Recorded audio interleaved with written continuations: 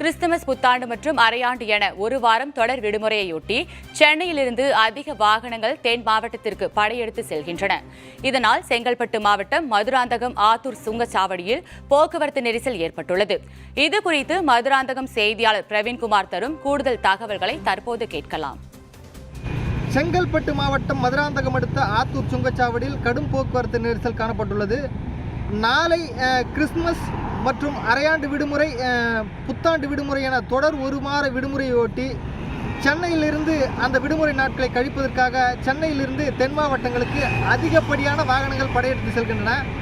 அதன் மூலம் சென்னை திருச்சி தேசிய நெடுஞ்சாலையில் கடும் போக்குவரத்து நெரிசலானது காணப்பட்டுள்ளது.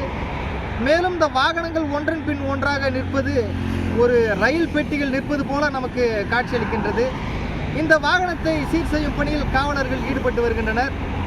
இருப்பினும் இந்த வாகனங்கள் சென்னை திருச்சி தேசிய நெடுஞ்சாலையில் ஒன்றன் பின் ஒன்றாக சுமார் 3 கிலோமீட்டர் தூரம் வரை ஆமை போல் நகர்ந்து செல்கின்றன.